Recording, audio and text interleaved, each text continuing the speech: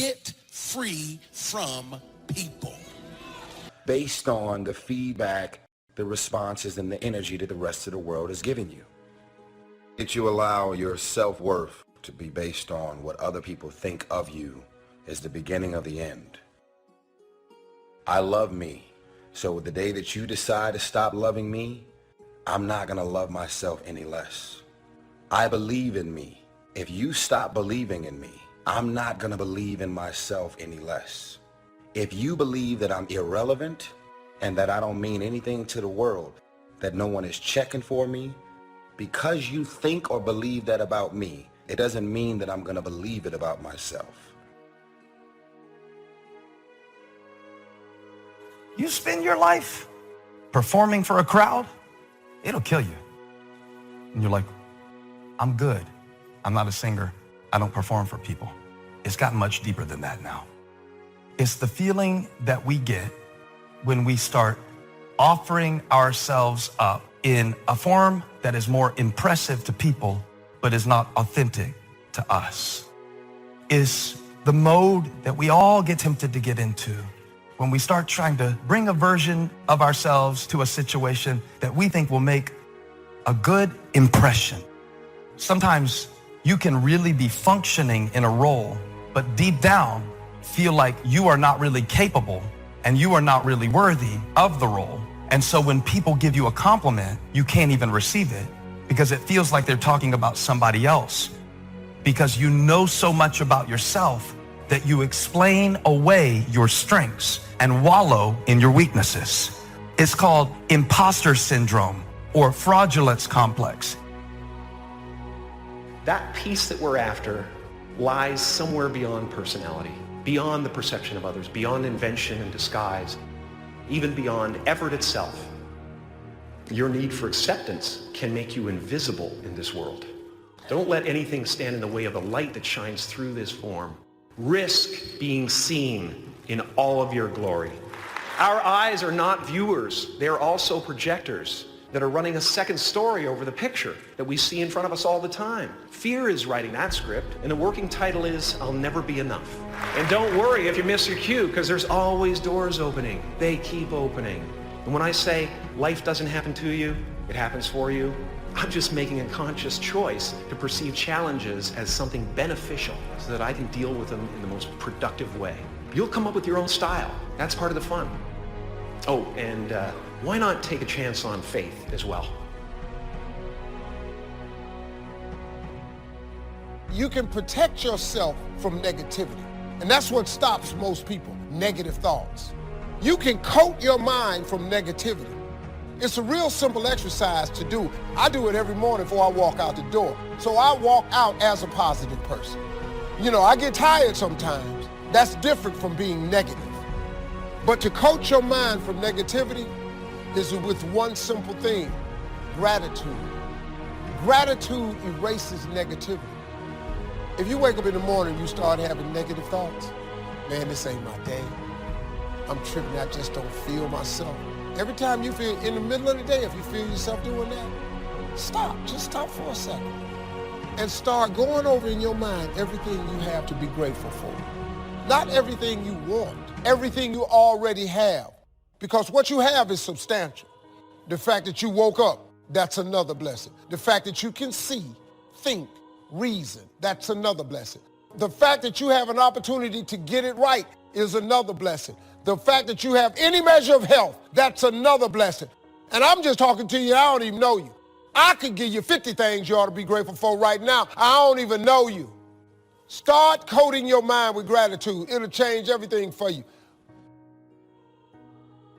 It's something in me that says, I need to do this. So that's the first voice. But we've trained ourselves to ignore this voice and listen to the second voice that I believe is a collection of the average society.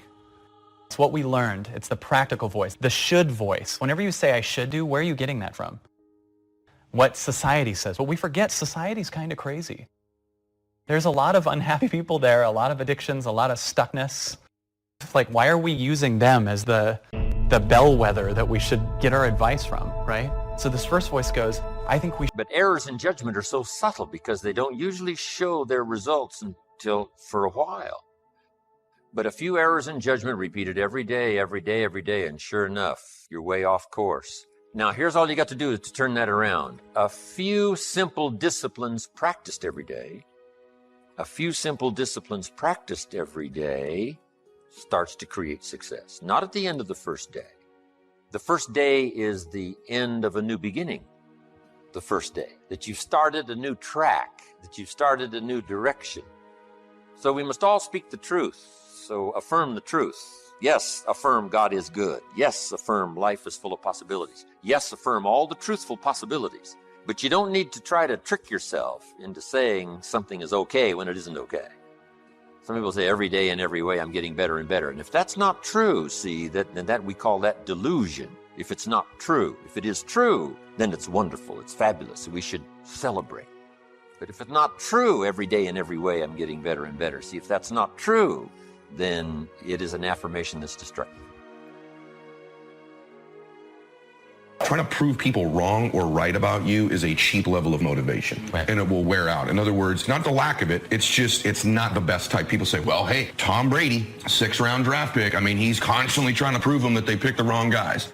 You think he's become the greatest football player of all time because he's trying to prove people from 20 years ago wrong about where he was drafted. You don't get elite performance. Tom Brady is where he is because he sets standards for himself and has massive goals and ambitions for himself, not to prove other people wrong. Yeah. And so I think it's low-level motivation. I do it too. It's the symptom of the same disease. So proving your family wrong or right is a symptom of the same disease, which is you are still obsessed with what other people are thinking about you and doing things that make you happy, that enrich you, that fulfill your soul. And so the irony about spending your life worrying about what everybody else thinks about you is that those people will never be thought about after they're dead.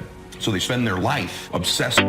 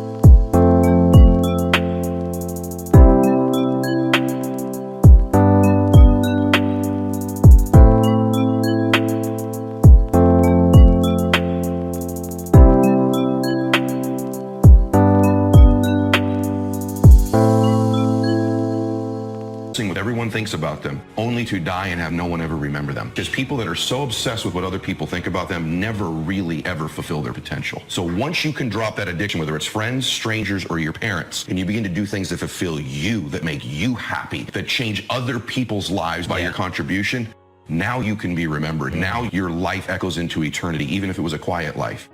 So just affirm the truth. The truth is I lack some skills to multiply my income by 10, which I wish to do in the future. I need to learn the skills. Affirm that you don't have the skills, so that it'll drive you to get the skills because you want to multiply your income by 10. Yes, it is true. All things are possible to the believer. It is true. Errors in judgment lead to devastation. We don't just need the truth. We need the whole truth and nothing but the truth. Here's what we don't need: delusion. You don't need delusion in order to try to make something out of nothing. All you need is this simple little formula: to imagine, because imagination is so powerful. It's the beginning of creating all things that we see. Then faith to believe it's possible. It says what? With faith, everything's possible. Without faith, nothing is possible. So that's a good study to make, creating faith to believe it's possible. But now we deposit faith and imagination into muscle, into discipline. Michelangelo was a genius, but it wasn't his genius that created this famous sculpture. But his genius was so strong and he believed in it so thoroughly that he picked up the chisel and the hammer And it was the muscle and the chisel and the hammer that created the sculpture. And without the discipline, there would be no sculpture. But if you take your genius, if you take your ideas and your inspiration and your excitement and translate it into muscle, if you want good health, you can study every book there is, and you can believe that it's possible to be healthy. But until you fall on the floor and start doing the push-ups, until you jog around the block, right? Until you start working on your good health, working and laboring. Labor pains, we call it. So add this to your repertoire of good ideas. New life only comes from labor. Now, some people try to create it with affirmation, but it doesn't work. New life only comes from labor. That's why we should devote most of our time to labor, because it's the miracle creator. It says 6 days labor and 1 day rest. Don't get those numbers mixed up. And here's why. It isn't rest that creates the miracle. It's labor that creates the miracle. And you just go right down the list. Labor creates the miracle of a career. Labor creates the miracle of a hotel. Labor creates the miracle of a fortune. You can have plenty of miracle. You don't need to engage in delusion. You just engage in reality. And here's what's real. Imagination, supported by faith, invested in labor, works miracles. The miracle of a relationship.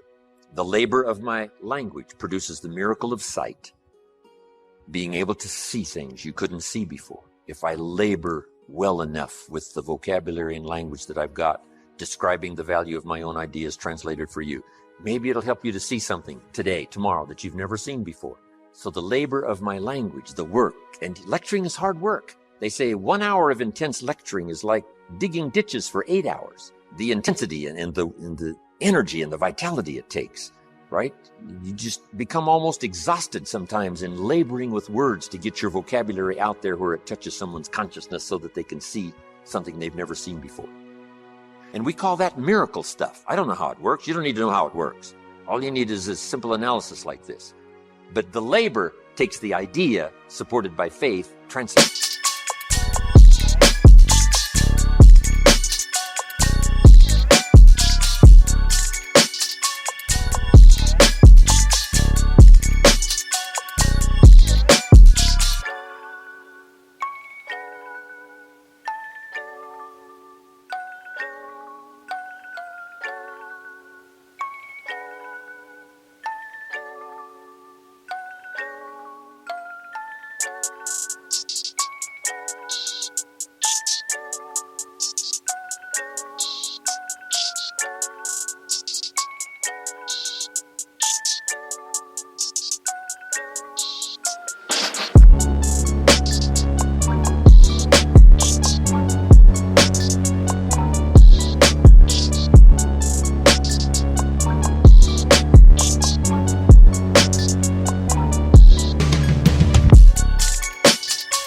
It into labor, and it starts producing all kinds of miracle. So now you can understand that you are a miracle worker. Would a miracle worker sleep late? I doubt it. Unique thing about genius. Genius has no sense of time. It's amazing. If you could have met Michelangelo and, you get there and it's like 11 o'clock, it's like midnight. And you said to Michelangelo, isn't it a little late? And Michelangelo would say, late? What's this late? What does that mean, late? I don't understand, late. To a genius, it's not late. To the average person, it's getting late. But to a genius, it's not late. Say, well, Michelangelo, I'll meet you here in the morning and watch you get started. And you got to get there at 4 o'clock. You say, it's really early. And Michelangelo says, early? I don't understand this. What's this early? It doesn't compute early. Not to a genius. Because the genius is consumed by the finished product, and he devotes his imagination and his faith translated into muscle to produce the sculpture. Now you can do that with your health. Health is just as valuable as the sculpture that inspires the world. Your own education, your own future, your own career, your own relationships, building a hotel, creating success, making a fortune. It's all part of the same scheme of imagination, faith, supported by labor. And now, all things are possible to those that believe. Wow.